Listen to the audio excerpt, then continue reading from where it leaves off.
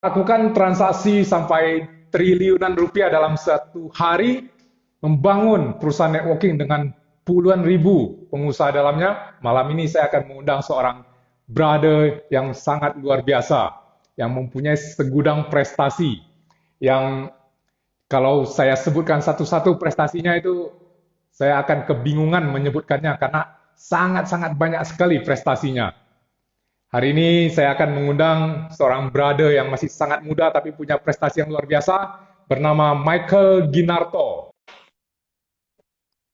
Tadi, mohon maaf teman-teman, tadi ada kendala di IG saya, di internet saya. Halo, Halo, Bro Michael. halo Pak Agus. Akhirnya bisa, aduh, bro Michael Ginarto, saya mohon maaf dulu nih. Tadi kayaknya internet saya ada bermasalah. Tadi saya udah ngomong-ngomong kok kayaknya nama Bro Michael ini nggak muncul-muncul gitu kan. Jadi salahnya di mana ini? Ternyata Bro tadi udah muncul tapi di tempat saya nggak kelihatan gitu. Oh, Ada errornya gini. siap. Ini saya akan perkenalkan sekali lagi kepada teman-teman. Ini adalah Bro Michael Ginarto. Ini adalah seorang brother yang masih sangat muda, tapi prestasinya itu segudang luar biasa. Kalau saya lihat prestasi dari Bro Michael Ginarto ini, saya merasa waduh, ini benar-benar sulit disebutkan karena saking banyaknya. Baru mulai Pak.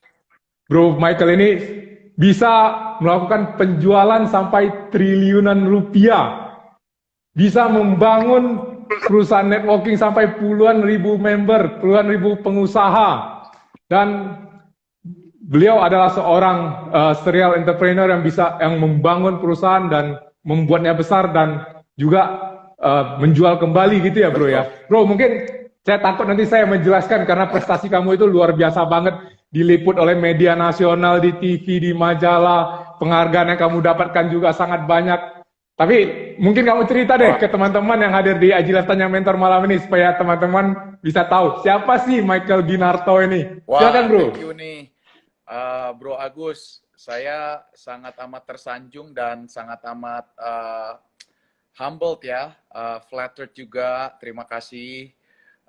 Saya ini sebenarnya masih belajar Pak, masih gigi 2 Pak, belum gigi 5 Pak. Gitu. Jadi ya saya ya selama ini Bro, ah, bro, bro, masih gigi dua aja udah seperti ini, bro. waduh. Kalau gigi lima nanti gimana lagi, bro? Belum, Silakan, silakan, belum silakan. klimaks nih, belum klimaks lah ya. Yes, Kebetulan yes. kebetulan saya dapat banyak prestasi karena kebetulan aja sih dapat timingnya tepat dan juga apa namanya eh, ininya tepat juga gitu Pak, opportunity-nya tepat, timingnya tepat dan juga orang yang tepat juga lah. Kebetulan itu suatu kebetulan karena banyak orang yang eh, jauh lebih pinter dibanding saya kok, jauh lebih hebat dibanding saya banyak sekali lah gitu loh. Cuman ya kita percaya apapun yang ada dikasih di depan kita, kita usahakan sebisa kita ya. Jadi kita olah eh, peluang yang dikasih sama Tuhan, kita bisa kelola semaksimal mungkin gitu aja sih. Gitu. Tapi ya Bro Agus, saya ini agak sedikit minder nih, karena dipanggil mentor, saya juga agak sedikit minder, karena masih belum nyampe nih, menurut saya. Bro Agus lebih mentor nih. Udah dong. Kamu dengan prestasi kamu seperti itu udah jauh di atas mentor benernya. Karena udah prestasinya udah nyata semua Iya, gitu. Bro, oke, sebelum kita cerita tentang prestasi kamu yang waduh kalau saya bilang udah benar-benar sangat-sangat luar biasa, saya ingin tanya sedikit dulu. Dalam kehidupan kamu yang saya bilang udah keren banget ini, kira-kira ada nggak yang kamu rasa, waduh, suatu hal yang bisa dibilang tragis. Pernah nggak kamu mengalami hal-hal seperti itu? Hal-hal yang kesulitan atau gimana gitu bro? Pernah nggak? wah, Karena saya penasaran gitu, karena dengan prestasi kamu yang luar biasa itu ada nggak sih Bro Michael Ginarto ini pernah nggak sih ngalami sesuatu yang dinamakan masalah gitu? Silakan bro. oke. Kalau namanya masalah ya kita cuman pola pikir kita aja. Sebenarnya bukan masalah tapi tantangan gitu ya. Yang namanya di dunia bisnis itu kan pasti ada hubungannya sama penjualan. Ya, kita harus bisa menjual ide kita harus bisa menjual produk kita harus menjual diri kita lah istilahnya. Nah, itu yang namanya ditolak itu lebih banyak dibanding orang yang bilang yes, banyak kan orang bilang no gitu ya. Jadi saya boleh cerita sedikit, waktu saya masih kecil itu kan saya mendapatkan prestasi ini sebenarnya saya ini orang yang boleh ditanda kutipkan nggak gitu pinter Pak, gitu loh. Karena saya bukan punya titel profesor, bukan doktor, bukan PhD, S2 aja nggak punya. Saya punyanya kegigihan aja. Saya punya kegigihan gitu ya. Justru waktu saya SMP kelas 1 itu saya hampir nggak naik kelas. Orang tua saya kasih tahu, saya dulu dikatain sama guru saya bukan goblok Pak. Saya dikatain goblok gitu loh. Gitu loh Pak. Goblok banget Pak gitu loh. Sampai istilahnya wah, waktu saya itu saya dulu Pak, waktu saya masih sekolah Pak, saya digebuk kepala saya pakai suling. Saya udah sama guru loh, guru musik loh Pak. Saya ditempeleng, di setrap di depan kelas itu nggak usah pakai baju. Waduh, saya udah kenyang Pak. Gitu. Jadi waktu itu saya lapor sama orang tua saya, akhirnya orang tua saya kirim saya ke Kanada Pak, karena takut dia orang malu. Anak gua nggak naik kelas, dikirim Pak. Kanada itu dari Jakarta 24 jam Pak naik pesawat. Jadi, wah saya dikirim ke Kanada. Nah di situ hidup saya berubah Pak. Tantangan demi tantangan. Pertama, nggak bisa ngomong Inggris. Kedua, saya tipe orangnya pemalu. Jadi kalau ngomong juga nggak bisa. Plus kalau ketemu orang saya rada malu dan minder. Nah itu susah Pak bikin teman gitu loh. Cuman saya juga dikirim ke sana, saya nggak dikasih uang jajan, cuma dikasih uang sekolah. Sisanya bikin sendiri gitu. Jadi ya di situ saya mesti ngumpulin duit. Istilahnya buat jajan. Kalau di Kanada kan dingin ya, Bro Agus. Jadi waktu di Kanada itu saya snowing itu bisa sedengkul tuh udah umum setiap kali winter. Jadi saya ini shovel snow Pak. Serokin snow di rumah orang untuk dapat duit gitu loh. Kalau summer saya itu Pak motong rumput tetangga Pak. Gitu untuk dapat duitnya, kumpulin saya pergi ke seminar, saya bayar seminar, beli buku, itu merubah hidup saya Pak gitu loh. Jadi ya hidup ini penuh tantangan sih. Selama saya di Kanada itu hidupnya banyak tantangan juga, dari nggak bisa bahasa, nggak ada duit, nggak punya teman gitu. Berarti bro, kadang orang ngeliat kan sekarang Bro Michael Ginarto dengan prestasinya melakukan transaksi sampai triliunan rupiah, punya perusahaan yang sangat besar, tapi mereka nggak tahu ternyata dulu Bro Michael Ginarto ini perjuangannya juga keras bro ya. Masa kuliah aja bro udah mulai mencari uang, giat mencari uang, sudah membekali diri dengan pengetahuan, ikut seminar, beli buku. Makanya saat sekarang ini nggak heran kalau seorang Bro Michael Ginarto itu di usia yang gini muda udah sukses besar. Jadi teman-teman yang hadir di IG Live Tanya Mentor malam ini, kalau Anda masih muda, manfaatkan waktu Anda untuk betul-betul mengembangkan diri Anda untuk belajar. Bro, ini hari ini saya kelihatannya internet saya agak-agak terganggu karena tadi saya awalnya pakai wifi sama sekali nggak jalan. Ini saya pakai seluler. Saya lihat ini gambar saya lagi freeze ini bro. Di tempat kamu apakah suara saya masih kedengaran bro? Suaranya jelas. Cuman gambarnya agak buram dan juga nggak nyampe nih, kayaknya lagi loading. Tapi suara jelas. Iya, ini di tempat saya gambar saya lagi freeze ini. Oke, nggak apa-apa. Nanti saya coba ganti channel ke wifi kembali. Apakah bisa normal? Tapi gini bro, sekarang saya minta bro untuk cerita lagi nih. Itu bisa jualan triliunan rupiah itu gimana sih itu bro? Apa sih yang dijual gitu bro? Ya, kalau saya bisa cerita ya, waktu saya baru pulang, saya di Kanada 10 tahun Bro Agus. Eh, dari tahun 96 sampai 2006. Nah, pas saya pulang itu, saya waktu di Kanada juga saya sempat bikin satu bisnis, dua tiga bisnis lah. Saya jualan di eBay, jadi kayak platform e-commerce gitu, cuman yang bidding. Saya juga bikin perusahaan consulting, saya jualan buku, saya jualan macem-macem lah yang saya jual lah gitu loh. Cuman banyak kan sih gagal sih, ujungnya tutup sih. Saya ada joinan sama teman, akhirnya saya tutup. Nah, singkat cerita 2006 saya punya tekad gitu loh. Saya pulang ke Indonesia ini, saya pengen jadi orang sukses. Nah, tapi saya tahu, saya sukanya tuh properti. Jadi pada saat itu saya pulang, saya langsung buru-buru pengen cari pengalaman kerja di bidang yang ada hubungannya sama sales, sama ada hubungannya sama properti. Nah, saya bekerja di satu perusahaan namanya Walton. Nah, Walton International itu adalah perusahaan land banking terbesar di dunia. Nah, saya kerja di situ selama kurang lebih 1,5 tahun lah, sebelum dia tutup operation di Indonesia, akhirnya basisnya di Singapura. Nah, di situ saya belajar tentang salesmanship, Bro Agus.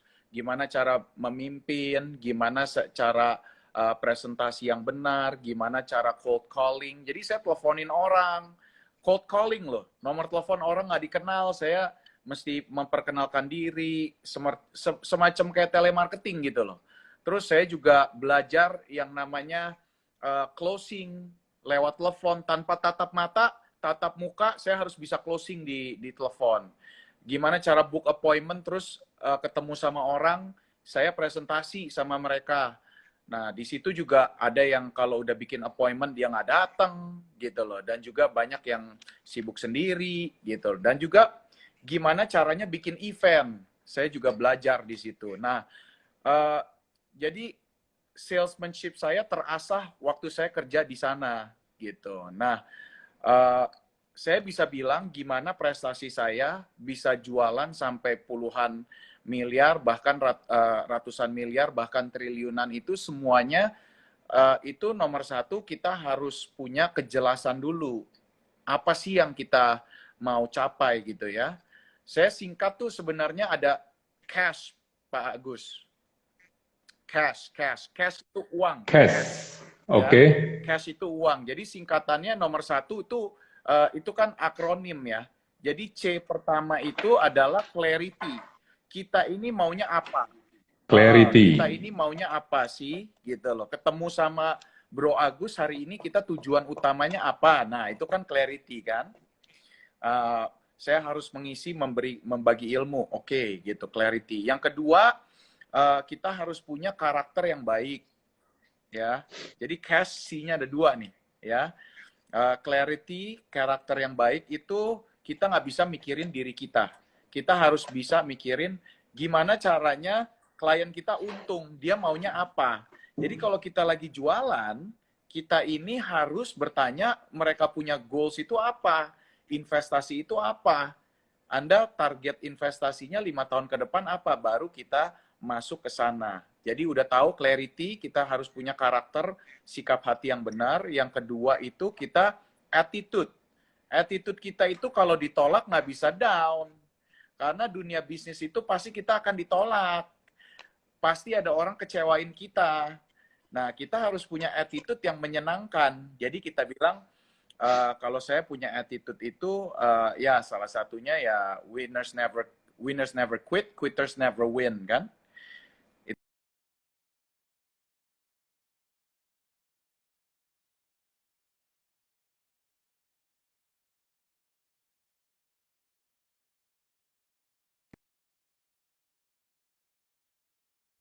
Mungkin 3 bulan kemudian kita tawarin, mungkin dia mau.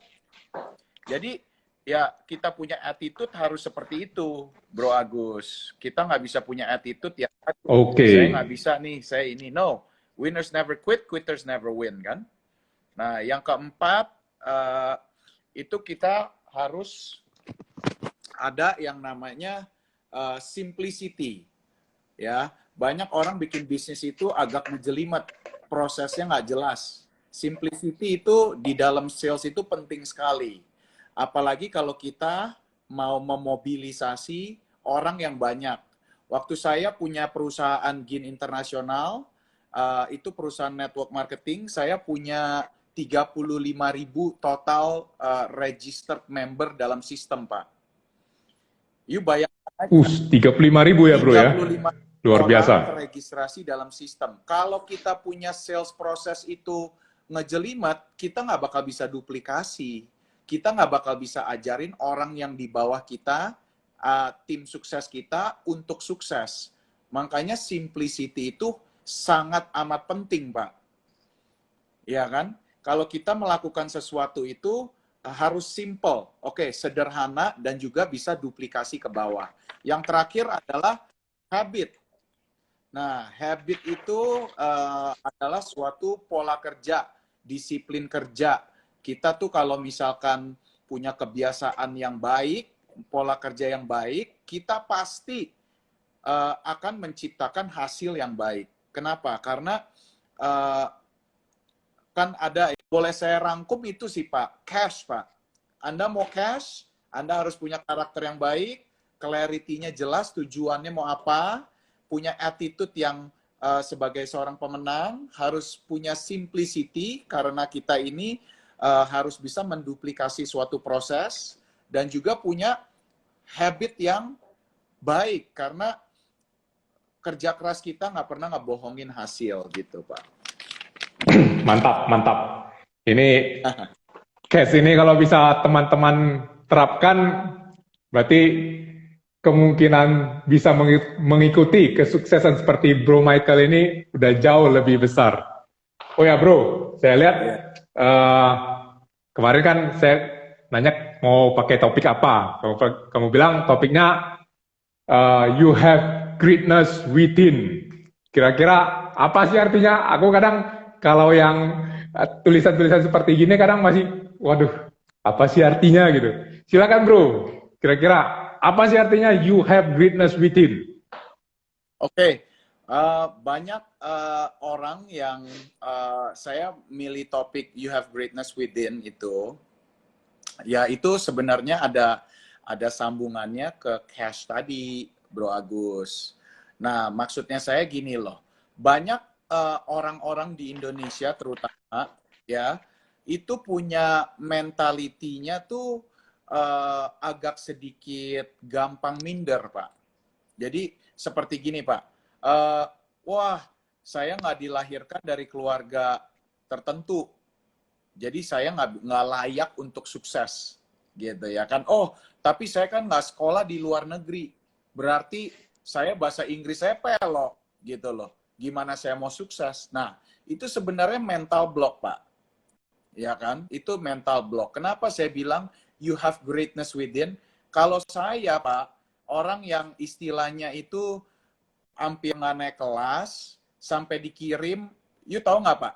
Saya ini boleh dibilang, you boleh cek dah. You boleh, saya dulu dari TK sampai SMP itu di Santa Maria Pak, di Batu Tulis. Waktu saya di Batu Tulis Pak Santa Maria selama berapa tahun tuh ya, dari TK sampai SMP 1, you hitung aja lah. Itu saya, semua orang tua itu pasti kenal sama saya. Kenapa? Karena anaknya itu pernah saya isengin, Pak. Pernah saya habisi, dain. Dia tahu nggak? Sampai kalau mama saya terima raport, dia nunduk ke bawah, takut ditoel orang gitu loh. Kalau terima raport, merah-merahnya banyak gitu. Saya dicubitin di bawah meja sama mama saya. Gitu loh. Jadi ya saya, oh my God deh Pak. Judulnya Oh my God Pak. Sampai waktu tahun 2007, waktu saya pulang dari Kanada, ada reuni Santa Maria, saya ke sana, ada satu ibu guru yang super galak, super duper galak, namanya Bu Erni. Dia bilang, saya lupa semua nama-nama anak murid saya waktu saya di sekolah saya katanya. Tapi saya nggak pernah lupa sama yang ini, namanya Michael ini. Nakalnya bukan main. Tahu nggak Pak?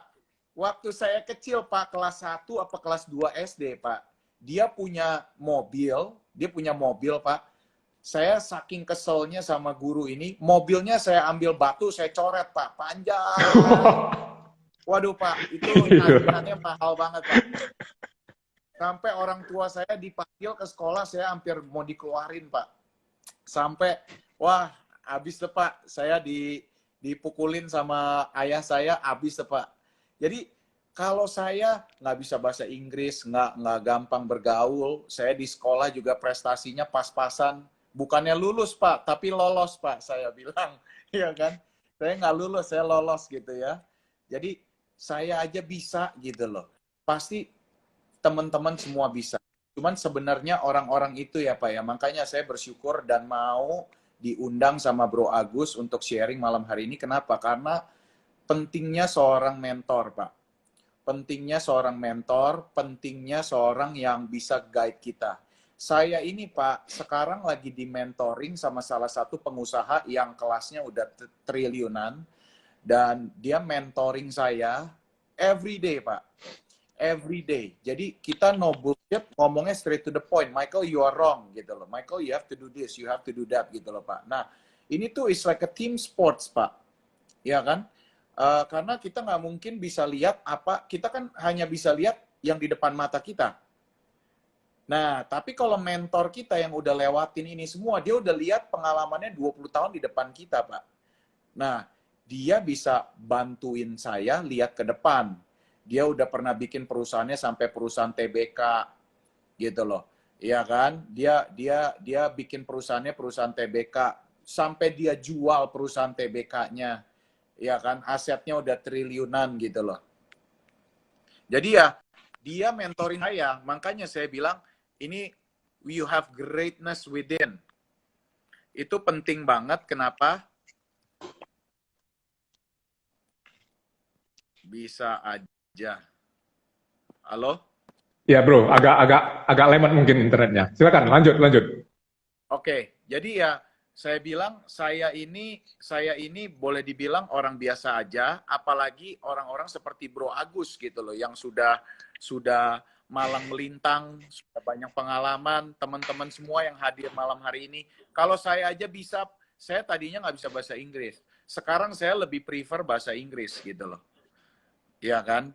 Dan saya udah laluin banyak proses, saya gagal, ditolak banyak orang. Saya jualan properti itu, kenapa bisa mencetak prestasi triliunan? Karena saya berani gagal. Saya berani gagal. Jadi ceritanya gini Pak, ceritanya Pak. Waktu itu ada satu pengusaha orang Indonesia, dia itu adalah seorang developer. Ya, dia ini seorang developer yang dari Surabaya pindah ke Australia.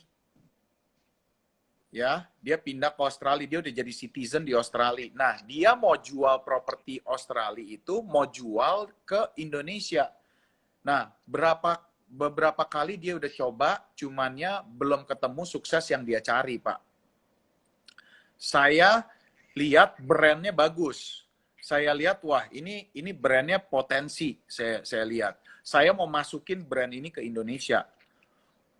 Awalnya saya cari koneksi, pakai koneksi saya cari-cari, ini bosnya siapa, nomor teleponnya berapa, gue mau ngomong sama dia gitu loh.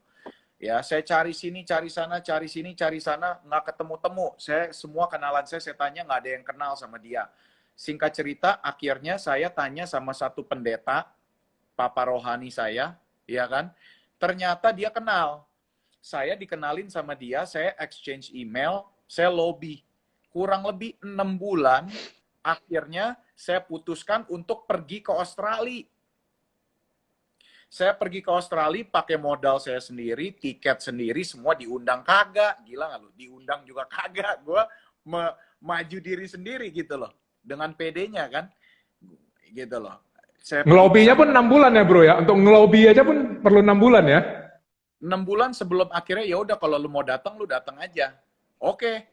Lu kasih gua, oke, gua cuma punya waktu 90 menit sampai 2 jam katanya. Kalau mau ya lu pakai biaya sendiri, kurang lebih begitu. Ya kan? Jadi saya beli tiket sendiri, bayar hotel sendiri, saya belajar. Saya bukan sekolah di Australia loh. Cuman saya ke Australia dan saya apply visa Australia, akhirnya saya pergi ke sana. dikasih waktu 1,5 jam, saya nungguin, yang nggak datang-datang, udah rada telat lagi kan. Singkat cerita, saya diketemuin sama direkturnya, orang bule awalnya. Saya ngomong, akhirnya dia datang. Akhirnya kita ngobrol 6 jam, Pak. Singkat cerita, saya ngobrol sama dia 6 jam, Pak. Udah selesai, dia bilang, oke, let's do it, katanya kan. Nanti kita coba ya, pikir-pikir, lu punya proposal. Akhirnya saya pulang ke Jakarta, nggak lama, seminggu kemudian saya pulang ke Jakarta, habis sightseeing, bla bla bla. Nggak langsung deal, Pak. Kurang lebih 4 bulan lagi, Pak, baru ada. Benar-benar loh, Pak. Ini true story loh, Pak. Boleh di cross check lah sama Pak Iwan Sunito lah, boleh di cross check. Akhirnya singkat cerita, dia bilang oke, saya mau jualin your product, saya jualin. Bulan pertama saya bisa jualan 60 M, Pak. Sendiri, Pak. Nggak punya karyawan, nggak punya brosur, nggak punya iPad, nggak ada show unit, dia PT juga kagak ada, rekening PT juga kagak ada, semua kerjain sendiri, Pak. Akhirnya dia bilang, oh gila Michael, kayaknya kita butuh setup office, katanya. Oh, Pak Iwan, tenang aja, nggak usah biaya gede-gede, saya bilang. Kita sewa kantor aja, service office 18 meter. Akhirnya saya sewa di Menara BCA, lantai 50, Pak. Saya sewa di situ, Pak. 4 meja doang, Pak Agus. Ya kan? Saya sendiri, saya mulai rekrut tim, saya training tim, nggak lama setelah itu kita jualan dalam 2 jam 350 M, Pak. Wih gila, top banget katanya. Terus saya dikatain Pak sama bulenya. Dia bilang, Michael, you got lucky katanya. Maksudnya apa you got lucky? Emangnya gampang, iya kan? No, you got lucky because lokasinya bagus katanya. Terus harganya murah. Lu kalau bisa, lu punya gila nih, ya kan? Merasa tertantang dong kita. Kan punya attitude yang baik dong, ya nggak? Kita merasa tertantang, oke, let's do it again.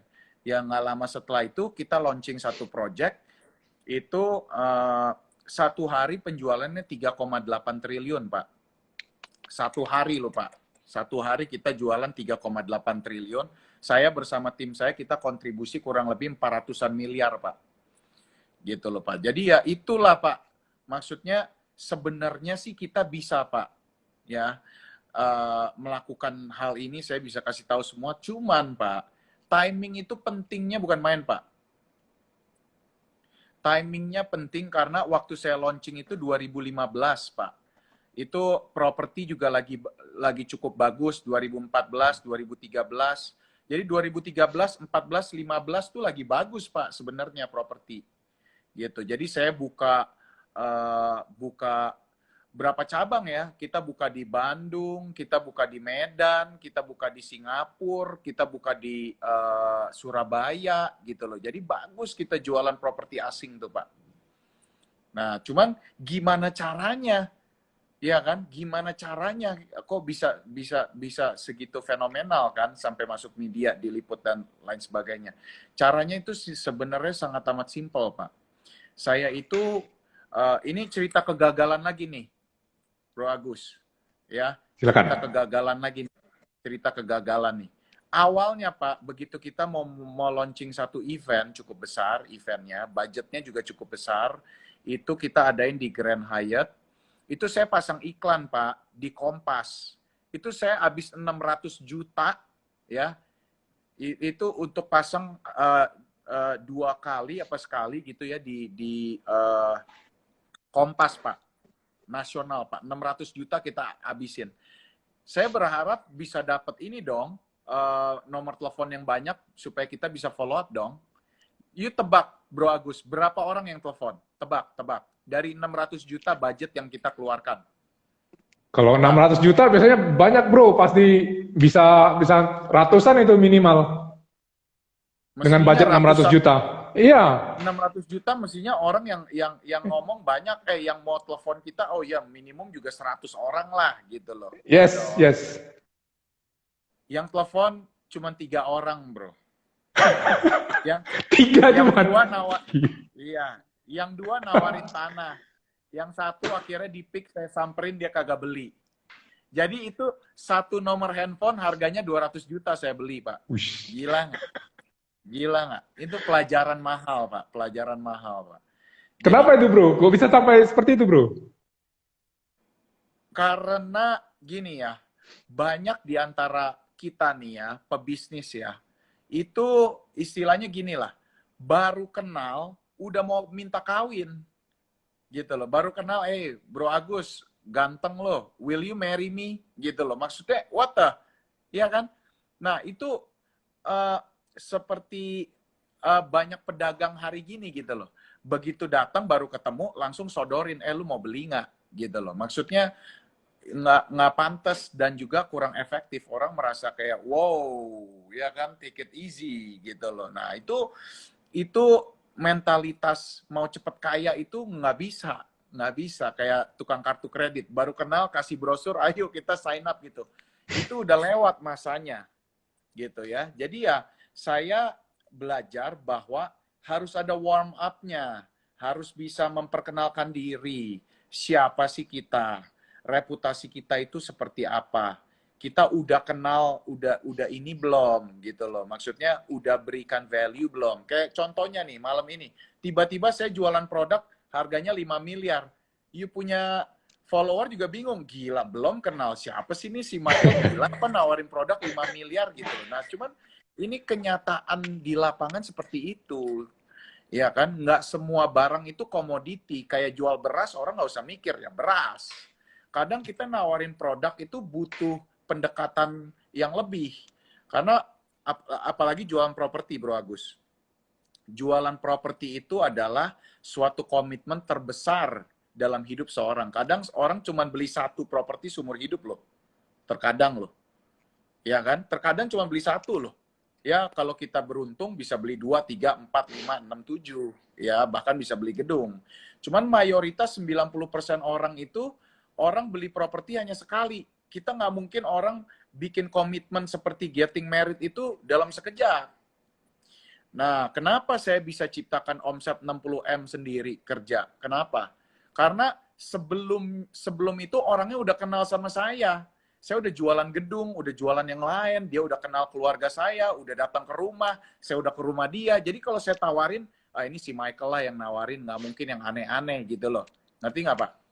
Jadi Yes. bukannya quantity, saya beli list sekian banyak orang kaya, kayak telemarketer kan, jualan kredit card gitu kan. Saya beli list, saya teleponin satu-satu. Saya udah punya pengalaman itu Pak. Waktu saya kerja di Walton Pak, 1,5 tahun langsung saya dijadiin manajer ya kan, manajer land banking. Saya udah punya pengalaman, belum kenal saya udah langsung tawarin, banyak kan ditolak. Orang tuh nggak nyaman, apalagi transaksi miliaran lewat telepon, nggak mungkin Pak, gitu loh. Jadi ya ini yang harus kita rubah persepsinya. Nah, jadi gimana caranya saya bisa jualan ya pendekatan dulu. Ya kan? If you touch the heart, you can touch the wallet. If you don't touch the heart, you will not touch the wallet, Pak. Yes. Betul. Iya kan? Suatu kiasan yang betul-betul bagus banget. Bro, ini Siap. banyak sekali insight-insight yang bisa kami dapatkan malam ini, bro. Terus saya juga ingin tahu tentang yang saat ini saya dengar dari Bro Michael, bahwasanya Bro Michael lagi rajin juga belajar dari Russell Brunson, bro.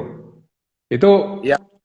dan saya dengar Bro Michael bilang, bro bahkan berani investasi yang cukup besar untuk belajar dari Russell Brunson. Kenapa sih bro kepikiran mau belajar dari seorang bernama Russell Brunson ini bro? Oke. Jadi kalau saya Pak ya, Bro Agus ya, pola pikir saya gini Pak. Saya udah pernah belajar semua sendiri Pak. Saya ini udah baca di atas 600 buku. Bapak kalau datang ke rumah saya, tahun 2006 pas saya pulang dari Kanada, saya kan tahun 96 sampai 2006, 10 tahun saya di Kanada. Pas saya pulang, teman-teman saya yang pulang dari luar negeri, pulang bawa koper banyak isinya baju Pak. Saya pulang bawa 3 koper isinya buku semua Pak. Buku dan seminar Pak. Saya suka baca gitu loh. Dan saya ngerjain sesuatu itu saya semuanya mikir saya bisa kerjain semua sendiri Nah, ini sebenarnya ada bagusnya, ada jelek ya, Pak. Kesalahan saya adalah saya nggak mau cari mentor supaya ambil shortcut. Gitu loh, Pak. Nah, kalau saya mau belajar tentang properti, saya cari siapa yang jago properti, saya belajar dari dia. Yang bisa saya akses, ya kan? Saya mau belajar tentang sales, saya belajar dari situ. Dan juga, ya jangan belajar doang. Maksudnya harus dipraktekin gitu loh. Kadang orang pinter secara teori, prakteknya kurang. Ya kan? Gitu loh. Nah, saya mau belajar tentang digital marketing.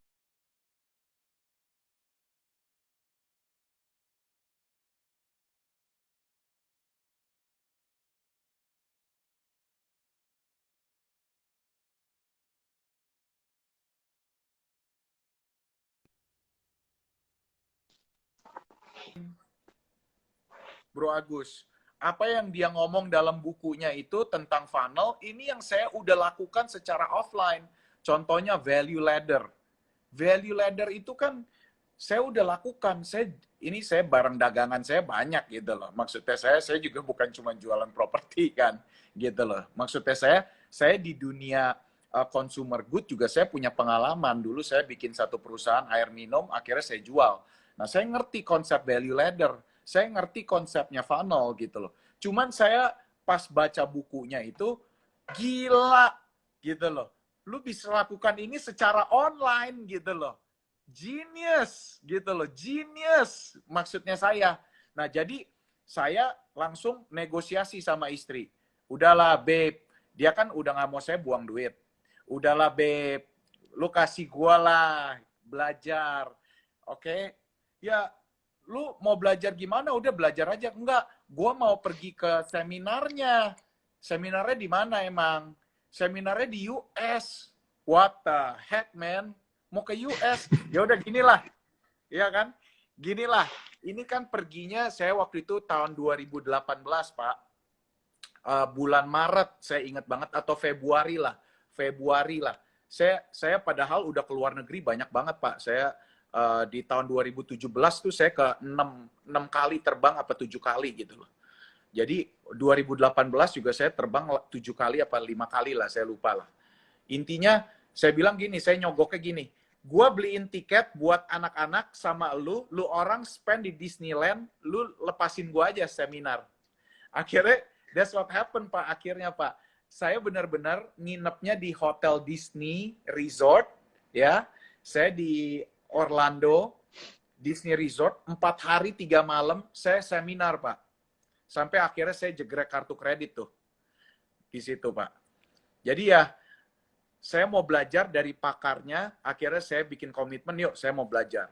Gitu, sampai saya sign up gitu loh. Jadi ya udah, singkat cerita, saya belajarin, saya lihat, oke, karena dia bukan sendiri, dia banyak timnya. Saya kenal sama Steven, saya ketemu sama Steven Larson, saya ketemu sama Julie Stoyan, saya ketemu sama Todd Dickerson, banyaklah orang-orangnya saya udah ketemu semua kan waktu di sana gitu loh, Pak. Jadi saya pikir udahlah, saya belajar aja gitu ya. Cuman sekarang lagi masa gini saya lagi praktekin nih, Pak, apa yang saya belajarin gitu loh. Jadi sebenarnya kenapa saya ambil dia? Karena saya rasa ini orangnya he knows what he's doing, dan juga dia orang bener gitu loh, ya kan? Maksudnya as a person dia kayaknya orangnya bener lah gitu. Get a mentor, Memang makanya ini tanya mentor. Iya. memang wajar sekali bro kalau kamu ini sukses besar. Karena kemauan belajar kamu itu memang waduh jarang-jarang ditemukan untuk anak-anak muda gitu ya. Dan Ya, kamu berani investasi di pembelajaran gitu. Kamu sampai mau ngeluarin uang yang begitu besar untuk terbang ke Amerika untuk belajar dari pakar digital marketing, pakar funnel yang paling hebat di dunia. Dan memang kamu melihat juga saat ini mau nggak mau kita harus masuk ke dunia digital marketing ya bro ya. betul, betul. Salut. Betul. Jadi ya saya terus terang, saya bukan digital marketing expert, bukan. Cuman kalau lihat dari track record saya bikin bisnis bukan cuman sekali, saya bikin berkali-kali, dan juga saya juga secara personal saya ngerti yang namanya salesmanship, negosiasi, cara beli properti, saya transaksi dari nol, saya sudah kerjakan. Dan juga saya tahu yang namanya ngumpulin massa. Yang namanya ngumpulin massa, saya sudah punya pengalaman, kita punya 35.000 total registered member. Dan juga saya tahu caranya bikin acara, mau acara 20 orang, mau acara 500 orang, mau acara 1.000 orang, saya tahu Pak, ngumpulin. Saya terbang ke satu kota, di mana-mana ya, di Batam, di Pontianak, di mana-mana, itu kita ngumpulin massa dari nol Pak, sampai kumpul 100, 500 orang. Jadi saya bisa. Nah, sekarang yang tantangan saya berikutnya adalah gimana caranya bikin apa yang pengalaman saya ini bikin secara digital supaya semua orang bisa duplikasiin. Nah, ini tantangannya, Pak. Dan kamu juga saya dengar punya satu misi yang sangat mulia banget, bro. Kamu bilang kamu ingin betul-betul membantu teman-teman pengusaha ini, bisa kamu bantu punya ilmu yang lebih bagus sehingga mereka bisa jauh lebih sukses. Jadi semua orang itu, bro ya, semua orang dengan background apapun, tetap saja mereka semuanya punya potensi yang luar biasa untuk sukses. Tinggal mau atau tidak mau untuk belajar, mau atau tidak mau untuk mencari mentor ya bro ya. Jadi Bro Michael Ginarto ini seorang brother yang masih sangat muda, punya prestasi yang luar biasa, tapi kita tidak heran mengapa Bro Michael Ginarto ini bisa punya prestasi yang segudang ini. Karena kemauan belajarnya, kemauannya untuk mencari mentor itu sangat luar biasa. Dan Bro Michael Ginarto sendiri juga punya suatu misi yang sangat mulia untuk membantu teman-teman supaya bisa sama-sama sukses. Oh ya, satu lagi bro, saya lihat kamu juga mempunyai Bless More Foundation. Ini adalah saya lihat suatu yayasan yang sangat luar biasa juga. Mungkin bisa cerita sedikit bro tentang Bless More Foundation ini bro, silakan.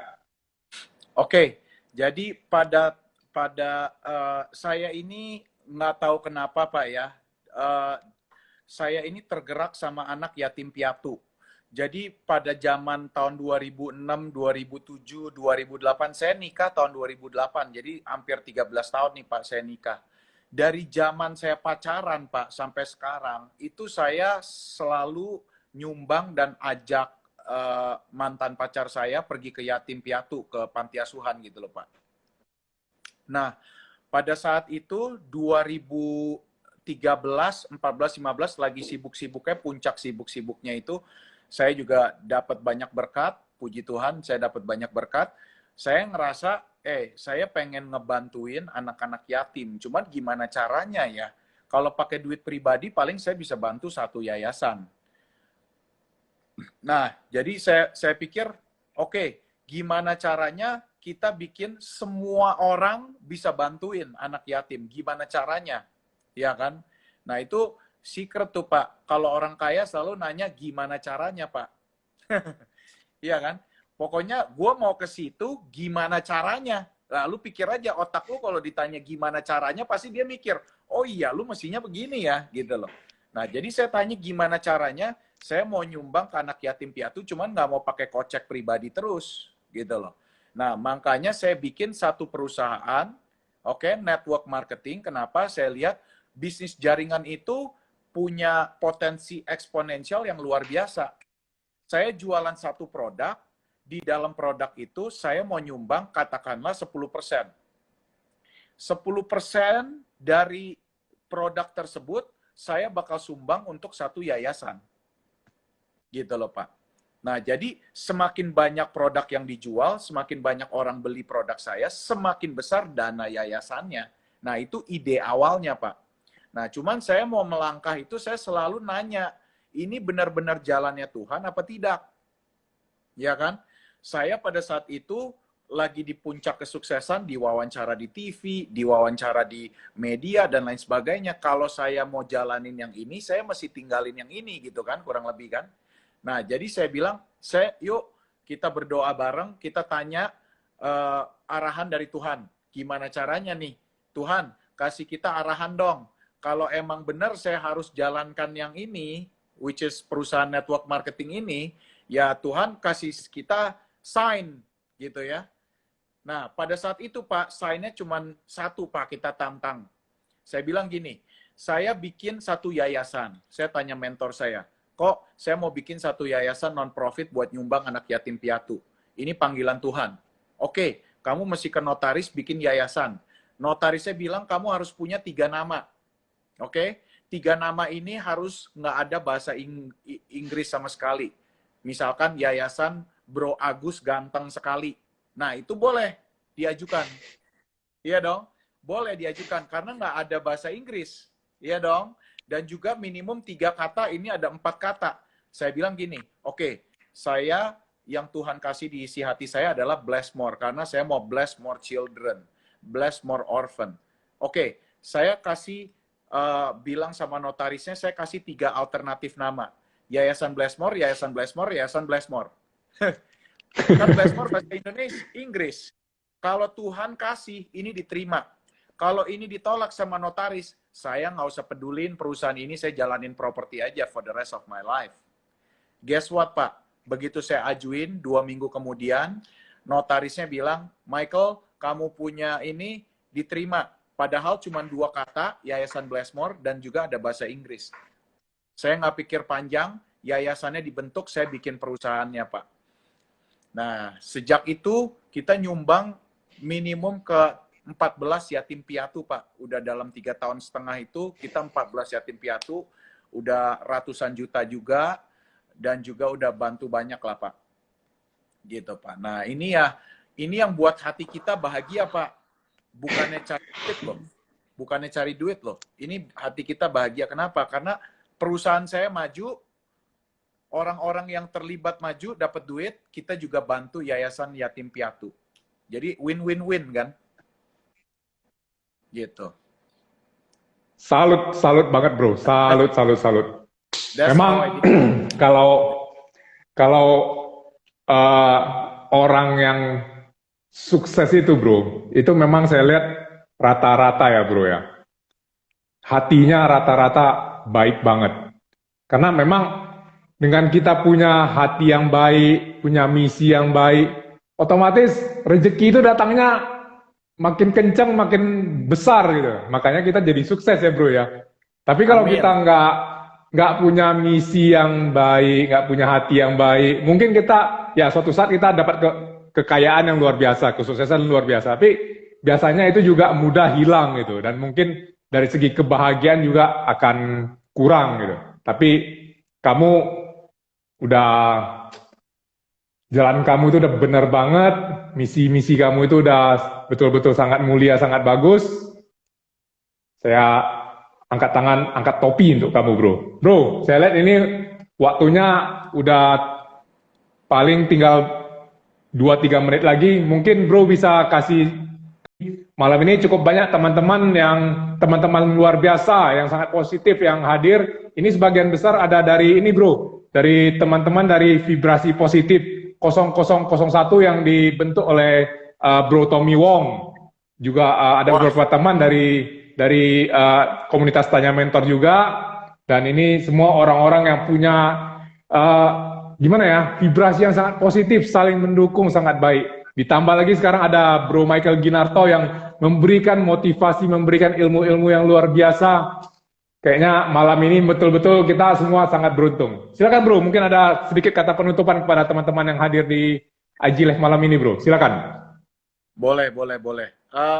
Saya terutama terima kasih dan juga ini suatu kehormatan dikasih panggung sama Bro Agus, karena saya ini prestasinya masih jauh lah, istilahnya masih ada yang lebih jago dibanding saya lah. Cuman ya saya ini hanya bisa, Tuhan kasihnya segini, saya optimalin semaksimal mungkin lah, gitulah intinya, kurang lebih begitu. Nah terus saya juga memang karena berbagi dan belajar itu salah satu passion. Nah ini di era COVID ini saya benar-benar ngerasa bahwa saya ini bahagia kalau saya membagikan apa yang pengalaman yang saya punya lah gitu loh. Saya benar-benar, kita nggak tahu kapan Tuhan panggil kita loh. Kita nggak tahu loh. Ya teman saya dari Santa Maria itu, teman saya dekat, cukup dekat juga udah dipanggil sama Tuhan karena COVID di awal-awal bulan Maret. Pada saat itu dia kerja di PricewaterhouseCoopers, itu gede loh beritanya. Denny Unardi, itu dia anak kembar. Dulu saya suka main di rumahnya dia di Mangga 2. Itu waktu saya sekolah itu Denny sama Doni. Nah, si Doninya kokonya dia di San Francisco, dia di Silicon Valley. Dianya di Jakarta kerja di PricewaterhouseCoopers. Singkat cerita dia meninggal lah gitu loh. Nah, jadi itu benar-benar saya merasa life is short, Pak. Kita we have to do what we want to do lah, ya kan? Jadi saya merasa oke, saya mau kasih kok apa yang saya punya, ya Tuhan nyampainya sekarang segini, ya kita berbagi yang apa yang kita udah punya. Jangan berangan-angan, wah tunggu nanti gua umur segini yang ya kalau lu sampai umur segitu, ya kan kita nggak tahu, ya kan kita nggak tahu loh kapan Tuhan panggil kita kan, gitu loh. Dan juga saya juga terinspirasi sama Tommy Wong. You sebut nama Tommy Wong, itu orang baik, Pak. Dia bikin buku Think kan, gitu loh. Jadi ya benar-benar saya juga udah wawancara dia di YouTube channel saya, Michael Ginarto. Saya wawancara dia. Aduh Pak, saya aja mau nangis Pak. Terus terang aja sih dengerin dia Pak, gitu loh. Jadi ya yang saya ingat sih ya, jangan pernah anggap remeh seseorang. Kita nggak pernah tahu kok dia bisa jadinya apa, gitu loh. Ya kan, semua orang, makanya saya bilang, you have greatness within. Setiap orang itu benar-benar punya suatu diamond di dalam dirinya itu loh Pak. Bener loh Pak, ini true story loh. Ya sales mobilnya dia akhirnya tetap jadi sales mobil, dia beli loh Alphard-nya. Dulu lo pernah hina gua loh. Hebat nggak lo? Gitu loh. Nah itu seorang luar biasa itu orang tuh. Nah terus kita berbagi sama orang. Apa yang kita punya sekarang kita bagi, bisa jadi berkat, bagus. Yang kedua, saya mau berbagi nih Pak. Saya sempat bikin suatu buku goal setting, karena clarity kan Pak. Prinsip nomor 1 kan clarity. Kita harus jelas apa sih yang kita mau. Saya sharing bukunya, boleh nggak Pak? Saya boleh sharing nggak di itunya? Boleh. Boleh ya. Silakan. Jadi bukunya saya di michaelginarto.com di situ, atau kalau yang DM saya di IG saya nanti kirim aja bukunya. Ya, saya bikin satu website. Ini benar-benar loh Pak. Di COVID saya bikin michaelginarto.com tuh pas era COVID loh Pak. Nah, kalau masukin kita punya email address, nanti saya kirim. Saya bikin e-book di situ, saya bakal cerita kegagalan saya dan lain sebagainya, saya kirimin email. Atau bagi yang mau bukunya, saya bisa kasih langsung di IG-nya saya, UDM saya kasih bukunya. Nah itu di buku itu saya ceritakan goal setting, saya mau kasih secara cuma-cuma.